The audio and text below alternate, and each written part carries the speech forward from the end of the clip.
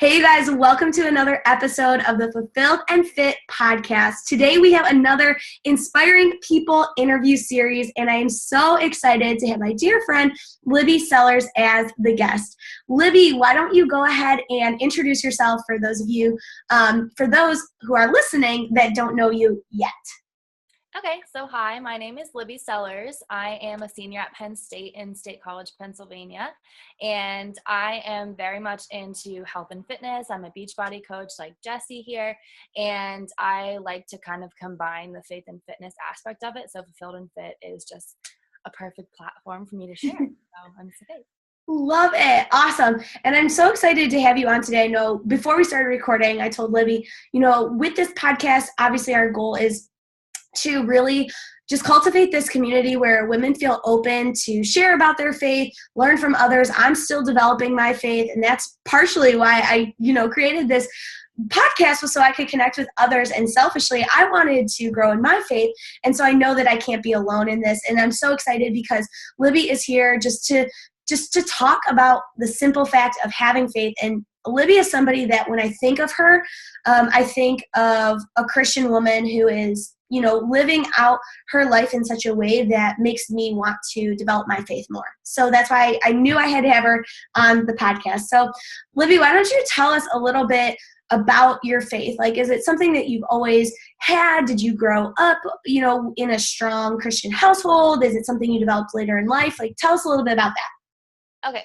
so I did grow up in a Christian household. My family always went to church growing up. We always had prayers at the dinner table, before dinner, that kind of thing. So I was definitely very blessed to have two parents who were dedicated to investing in our relationships with God. But as with a lot of kids who've grown up in Christian homes, it was more of just like the ritual thing. I knew I went to church on Sunday. I knew that I should be a Christian, but it wasn't like a personal relationship with God type of thing, which I think is kind of common. And then when I hit high school, I got involved in Young Life, it is a program for high school students. I think they also have middle school now as well, where you can kind of go to a Bible study. You can go to a more open kind of fun thing where there's like games and skits and all that kind of stuff. And it kind of got me more interested in the aspect of having the personal relationship versus just going to church on Sundays, because I was going to my family's church, which I had lots of friends there and I loved that, but I wasn't growing in my faith. So I started going to Calvary Church, which is where I still go now, like 8 years later. And I still love it. I definitely grow there. The Pastor Dan, I go to the main church. He is just so wise and so inspiring with faith. So I really started to grow in my faith personally with God instead of just going through the motions type thing, which is probably pretty common with people who grow up that way. Yeah, absolutely. I love that. And it's cool. Like, we have different backgrounds. But I love that you, in terms of, I didn't grow up in a household that was really a big thing to be, into your faith and stuff. But I love that you mentioned going to a church and how much that has impacted you. Do you feel like the local church has really, made a difference in the way that you pursue your faith, if that makes sense? Yeah, I definitely do, because when I don't go to church on Sundays, and of course going to church on Sunday is not what makes you a Christian, but for me, when I go on Sundays, it's just like seeing all these people like hands raised, worshiping God, or, connecting with other Christians, or people go up front for prayer. There's always that option as well. I just like always get chills and like tingles and like really emotional, because it's just being in an environment where everyone has this same goal in mind of just being closer to God. And it's just such a simple thing, but it's so powerful. And so not being in that environment regularly really, I don't know, it takes away from the experience for me. So I love being able to go and be there and just be reminded that like, we're not in this alone. There's so many people out there who are in it too. Everyone else, cries during a worship song here and there, people feel that too. So it's a good reminder of, there's a group of people, all over the world, but really in my community that are also invested in this time too. I love that. And for me too, like, it's been such a game changer. I feel like so off when I'm not able to go to church, and I have been going to church now that I really found one. I feel like, it takes some time too to find one that you personally really connect to and feel like you belong in that community. I know for me, and I'm just kind of saying this too, I don't know if you've ever felt like this, but for me, it took a while. Like I was going to one church and I liked it, but I still I didn't really know anybody. I went every week, but I went alone. And then sometimes I was like, I almost felt like I'm the only one that's working on strengthening their faith. Like everybody else is like a superstar Christian, and here I am. And it took a while to find a church where I felt like accepted. I felt part of it. I didn't feel alone. I don't know. Did you ever have a hard time with that? Yeah, absolutely. Well, like I said, I was going to my family's church, and that's kind of where I grew up because we moved here when I was like 5, and that's where I grew up. That's where I had all my friends, the pastors, Right. like good friends of my family, that kind of thing. And it was a great church, but for me, I just didn't feel like I fit in there as much. And Yeah. so even though I knew everybody, every single person in the church, I didn't feel like I belonged. And so then I started going to Calvary, and I actually went by myself for so long. I would sit in the rows by myself, sing the songs alone. And it definitely was not the same as it is now, where I can go like with my fiance, he's gone right now, but we can go to that together, or with my friends, or I see people in church and I'm like, hey, you're my professor, or hey, I know you from this or that or the gym, And so it definitely does take some time. Like going to church is not just all that it is. Like you still need to feel that community. You have to find your right, fit, I guess. Yeah, absolutely. I love that. And I just wanted to kind of highlight that because I do feel like it's so important. And I feel like I feel like I had such a shift in my faith once I found that really good fit community of people. And so that's just a plug, I guess, for the local church, wherever you are, whoever you are listening, find a community that works for you and that you feel a part of, because it just takes your faith to a new level to be in person. And these online communities are amazing, but like being there, I just really feel like it makes a difference. So I love that. Outside of going to church, I know that that's a huge part of, your faith and growing it. Is there anything that you do specifically that you feel like really aids in strengthening your relationship with God? Like, do you have maybe like a daily ritual, or is it a weekly thing or a monthly thing, something that you plug into or you do that helps you? I would definitely say prayer is a big part of it, just because you don't need to be in a certain place. You don't need to have a certain outfit on or get all dressed up or whatever. And I think it's important with prayer to remember that it's not just thank you, God, for this food, amen, because of course, Yes. and that's what I grew up doing, praying for dinner or whatever, which is good. It's amazing to be thankful for food because it's a huge thing. But just to remember, when you're sad, when you're happy, when you're lonely, when you're stressed about a job interview, like I am, when you're happy about something that happened, just remembering to keep God there in it, because he's providing for you. He's kind of giving you that situation. So I think that just keeps me mindful, just like, wow, thank you, God, that I made that green light because I'm running late, or like, thank you that I can spend this time with my friends, or thank you that I can be on this podcast, just like things like that kind of keep me grounded and reminded of like why I'm here and like what I'm doing in life. So that's just kind of one thing that is definitely daily, hourly, sometimes, that I think that everybody can easily do if they're like starting off. Yeah. I love that. I love that you thank him even for the small things. Actually, my roommate from college, she does a virtual Bible study. And so we plug into that on Tuesday nights. And she mentioned the same thing, was that, so often like we are looking for God in these big situations. And if they're not going our way, you're like, where's God? Where's God? So to build her faith, she's like, when I find an open parking spot, I'm like, yes, thank you, God, that was you. Or like, finding those like little fun, quirky things throughout your day, or, thank you, God, it's sunny out today. Thanks for this beautiful day. And just finding him in those little moments. I love that. It's huge. It really is. Like, it's such a small thing, but I mean, it makes the biggest difference of like my thankfulness throughout the day, and like just that reminder is so great. I love that. I love it. That's really cool. So when you are going through a challenging season, and unfortunately we are all called to challenging seasons, and I think this is a quick tangent while it's on my mind, and maybe some people listening to the podcast will relate, and maybe you will too, but it's come up a couple times in the past few weeks where there's a misconception that if you do what you're supposed to, right, quote unquote, if you can't see me, if you're not watching the video, but quote unquote, if what you're doing if you're not doing what you're supposed to, or if you, excuse me, oh my goodness, if you are doing what you're supposed to as a Christian, you know, that God is going to deliver for you. He is going to provide.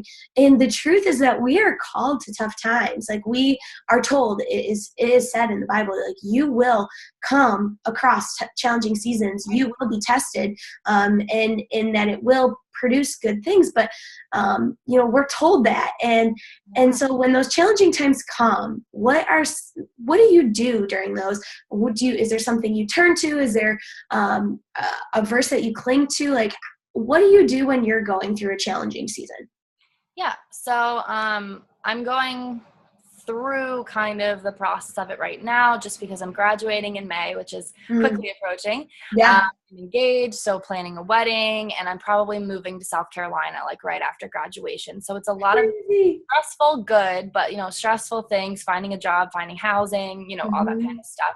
And I would say, you know, it's obviously not the most challenging thing. It's exciting, but it definitely is stressful. So 3 of the things that I kind of always have in my reservoir of things to do is just prayer. Obviously, like I mentioned before, it's huge. Prayer is giant. My fiance, he is always reminding me to take things to God. He's always praying for me. You know, he's always telling me that he is, which is so great to hear. Anybody saying they're praying for you, it's just like, oh, you're great. And he's always reminding me that just like, if I'm stressed, there's no point in stressing. Like, take it to God. He's the one who can handle it. He's the one who can put it on his shoulders, and we don't have to be stressing ourselves out day in and day out, you know, to deal with these things. So definitely taking it to God in prayer, just throughout the day randomly. God, I'm really stressed. I can't focus on this because I can't think, you know, I can't stop thinking about that I don't have housing or a job yet, you know, for after graduation, that kind of thing. And then Exodus 33:14, I wrote it down. It's my presence will go with you and I will give you rest. And I personally am someone who has a lot of anxiety in situations, and I can't sleep and I can't rest. And like my mind just like goes and goes and goes and goes. So I love that verse because it's just like God literally saying, I will give you rest. And I'm like, I will take it. I need that. So just kind of like keeping that verse in the back of my mind that like God is there and like he wants you to rest. Like he wants you to not be anxious. He wants to, you know, handle it for you and be there, you know, with you through the situation. And then also fitness. I mean, if I couldn't work out when I was stressed, I don't know what I would do, honestly. Like I have to like hit the gym or even go for a walk, like an hour-long walk if I'm like not feeling a hard workout.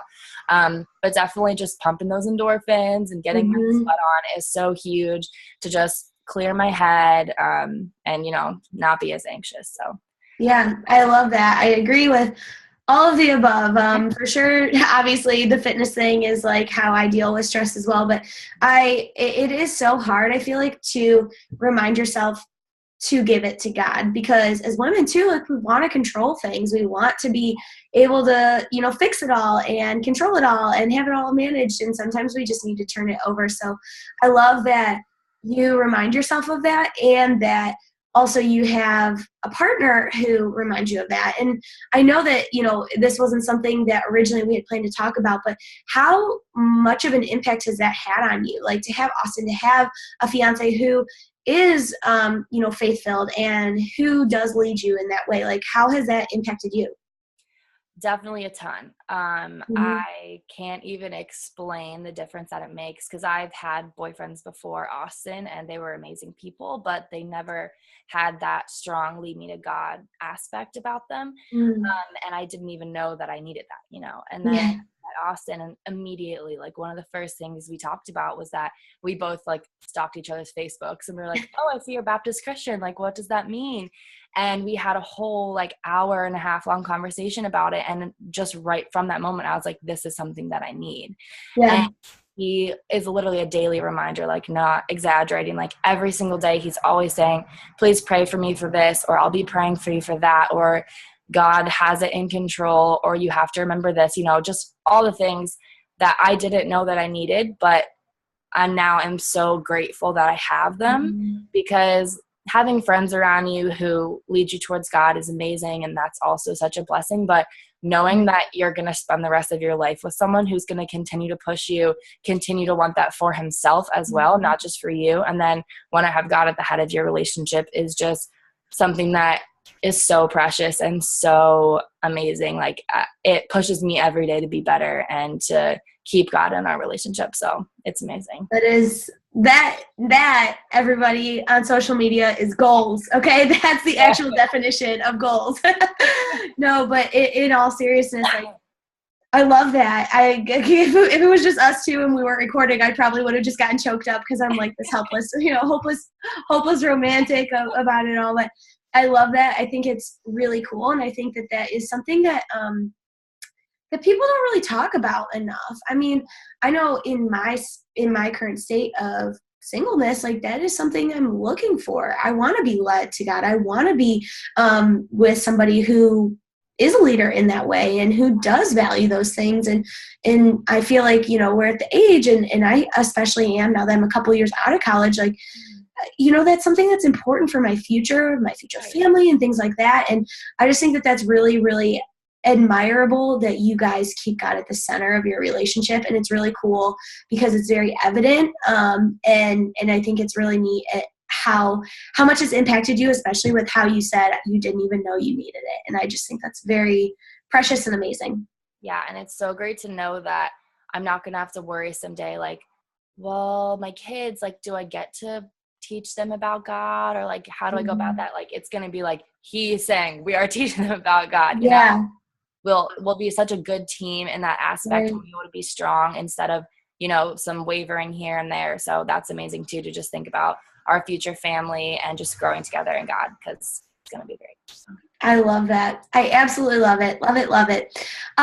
Is there a certain verse that you're currently clinging to, or that is really kind of been on your heart, or maybe one that you have that's a favorite? I love when I get to hear other people's favorites, because then I'm like, oh, wait, that's one of my favorites too. Now, I get to add it. I actually have a whole list that kind of covers different aspects of life, so that way I can always look at my phone, I can look at the journal at the scriptures that kind of stick out. So I'd love to hear yours.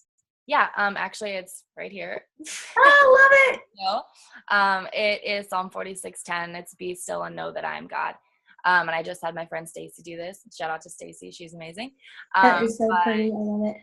Yeah, I saw it on Pinterest actually at first, and it wasn't supposed to be like religious or anything, because it's just be still, and it's like over your bed and that kind of thing. But for me, I was just like reminded of that verse that I knew for so many years, be still and know that I am God. And it's just such a good reminder to have literally right there in my room every single day, that we just need to be still in God. And like, it's such a simple thing, but it's also such a deep thing, Yeah. Always running around, like, especially me in college, I have exams and papers and people to see and workouts to do and, all that kind of stuff.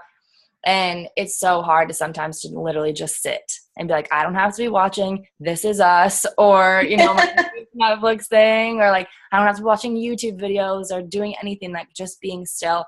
And our church actually did a series called Press Pause for Life.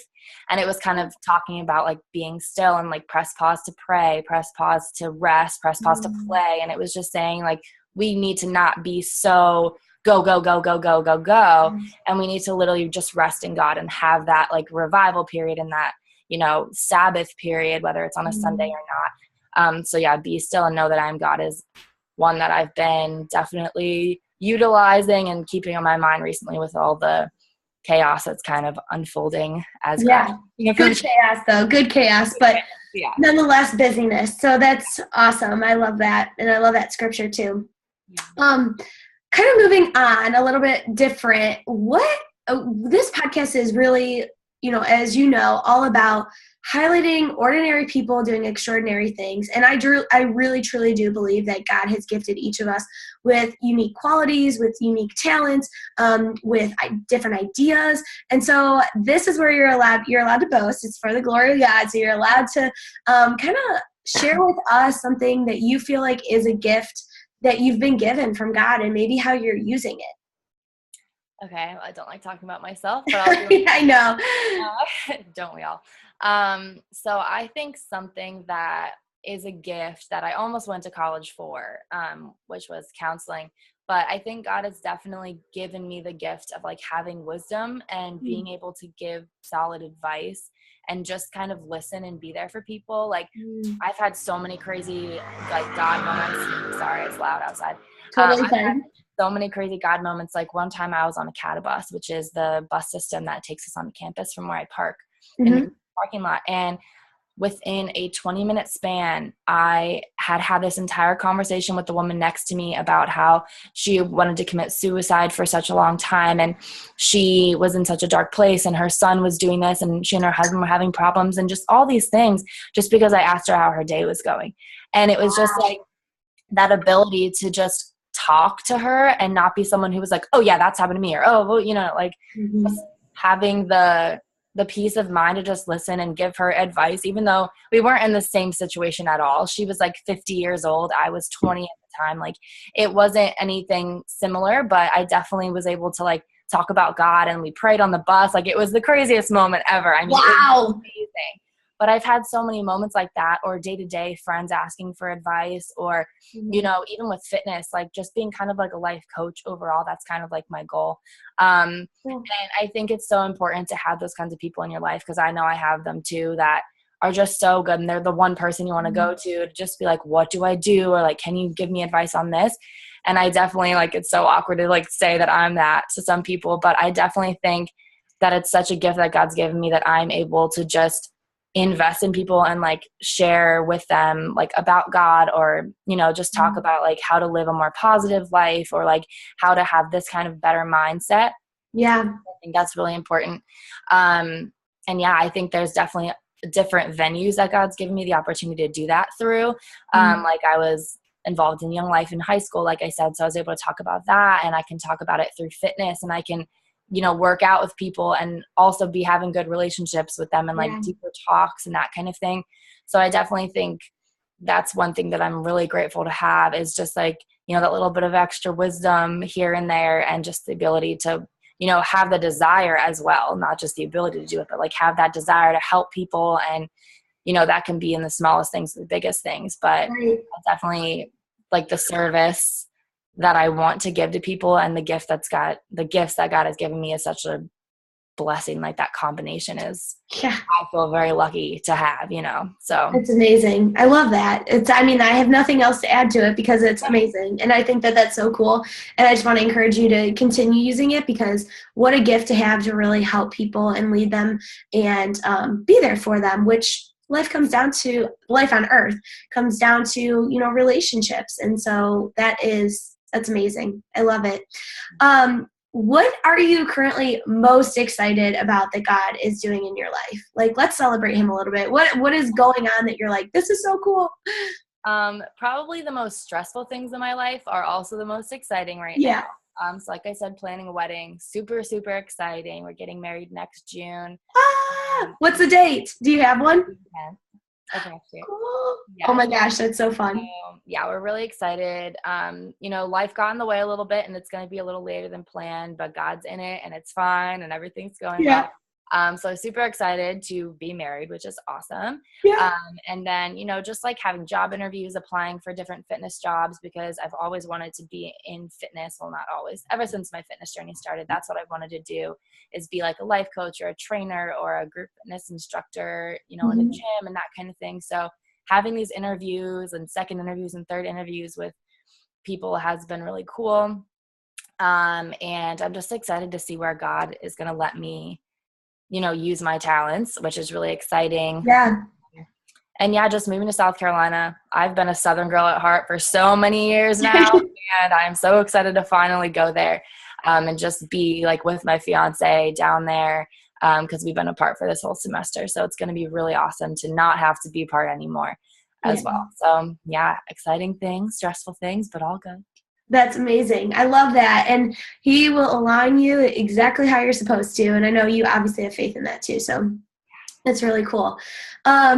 So just a couple more questions really. What is the number one piece of advice that you would give to someone who's trying to build their faith? There's a lot of listeners that are on the beginning of their faith journey and or are in the middle of it or have come from backgrounds like yours where it's like they need to ignite their own faith. So what would your number one piece of advice be for those people?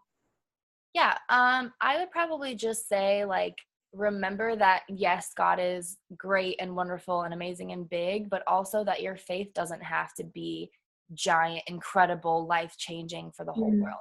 And what I mean by that is, like, you don't have to be doing what everyone else is doing right now, because a lot of the times I feel like people starting out their faith or like in the middle struggling are looking at these people on Instagram or, adults in their life, and everybody's like, I do a devotion every single morning at 5 a.m. and I have prayer at this time and I always take a Sabbath on Sundays and I always do this, this, and this. And people are like, I can't do all of that right now. I'm not there. And so I think it's just important to remember that, like, God is our dad. Like, he doesn't want us to be following 1,000 rules, and he's not going to be punishing us every single day. And he doesn't want that. Like, he's there to love us and like show us mercy and grace and love. And we just have to be willing to connect with him, and if it's just praying once a day, just in the morning, like, God, I know this is new and I still feel kind of weird praying to you I can't see, but I know that you're there and I want to have faith in that. And just kind of remembering that it can be simple. Like, it's okay for it to be simple, especially at the start,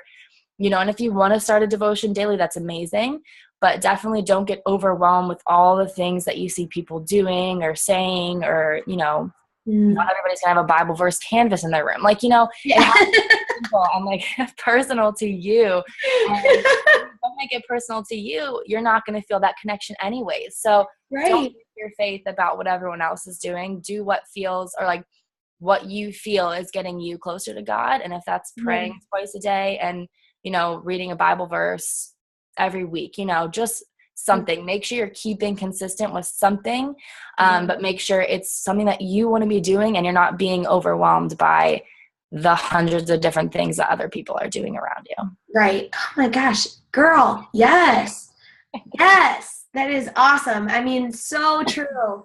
So true. It's so easy to get overwhelmed with everything, right? Especially faith. And I love, not everybody's going to have a canvas of a Bible, but it's so true. You look at other people and you're like, oh my gosh, she's so faithful. She's so perfect. First, none of us are perfect, right? I mean, gosh, we all have our own stuff. And I love that it's just about focusing on your own lane and getting your own habits and plugging in, like taking that first step. It's so hard sometimes to take that first step because we're paralyzed by everything we feel like we should be doing. But you hit the nail on the head with, like, just take a step and you're going to be good, That's awesome. Do you have any like kind of final last words or any other message that you want to add, or even like, I know it's kind of a two-part question, either that and or like any resource, like a podcast you listen to or a book or a devotional that you plug into that you recommend? Yeah. So I guess I'll talk about like one of my favorite things about God, like the coolest thing. I'd love that. With me. So I went to like a women's retreat last year or 2 years ago. I can't remember. But when we were there, they talked about the no fishing rule, doing quotes around no fishing. And it just talks about, and we got these little like plaques that they made for us on chalk. And it just talked about how God does not go fishing. Like, he doesn't stand on the dock and fish and try to pull something out of your past and say, hey, remember when you did this? That was really horrible of you. Or, hey, remember when you said this to someone? He doesn't go into our past and pull things out. And just kind of talking about, why do we do that then to ourselves or to other people that we know? Like, that is not a godly or loving way to treat yourself or others. And I thought that was just such a cool, like picture and reminder of God. He's not about going back and, picking out all the little things that we feel bad about or that weren't strictly Bible rule following, that kind of thing.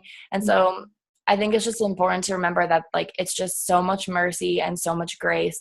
And, if God's not going to do that, then why should we keep beating ourselves up over things that we've already asked for forgiveness for, or that we've already tried to move past? And things are going to happen. Obviously, everyone is imperfect, and that's okay, and that's normal. And so I think that we should just kind of have that God mindset of don't pull things out of the past. Don't go to your significant other and say, well, remember when you said this and blah, blah, blah, because I can promise you all out there, that does not help anything. No, it doesn't. So that's something that's really cool. Like the no fishing rule, I thought was really cute. I love that. I've never heard of it, and that picture is perfect. Like it really does create that perfect mental picture. I'm definitely sticking that in my back pocket. That's awesome. Yeah. And then I guess a resource that I see on a daily basis is I'm very into Instagram. I love photography and I love kind of the aesthetics of people's pages and stuff. And I follow Jordan Lee Dooley, Soul Scripts. She's amazing. I signed up for a conference of hers and then it got canceled and I was super bummed. But I would say just following, like if you're really big into Instagram or Snapchat or Facebook or podcasts or whatever, just kind of finding one that, again, that is actually your interest, not just being, I'll listen to this because Jessie Perry listens to it and she's great. But, so for me, Instagram is a great way to kind of, get a reminder of God. And so I'll follow all these people. She's just one example. And it kind of just gives me that reminder of even that simple caption of like, know God today, or like remind yourself that you're loved by our Creator, or like just little captions like that, or like positive pictures, or like she has a tattoo that says beloved, which I love. And even just seeing a picture of her and you can see the tattoo, it just reminds me, of God and of that community that we can plug into, and, have other believers around us, even if they have no idea who we are and we're like, I love you, at least impacting you in that positive way. So I would say like social media outlets are a really great way to be plugged in. You don't have to go out and buy 15 religious books. If you love social media, then find the pages on that social media that you like and you'll have good reminders every day. Dude, that's an awesome tip. I mean, it's so true. It's free. It's access. It's where our world is today. And there's a lot of really cool people spreading the message there. So that's amazing. I love it. Well, Libby, thank you so much for being on the podcast today. I loved hearing your heart. I know our listeners probably fell in love with you while they were listening, because I know I did even more. And I think so highly of you in terms of the person you are, the way you carry yourself, the way that you really just have this gift for sharing your heart for God. And it's really cool to witness. And it's really cool to have been able to capture it on the podcast today. And I see nothing but a bright future for you and Austin and your job and all these things. And it's going to be really fun to be able to watch it all unfold. Like I get to witness this, right? That's the beauty of social media. So thank you again for coming on today. I think you gave some amazing tips, amazing pointers. And I really think that people are going to walk away feeling encouraged and feeling like they can start their faith journey.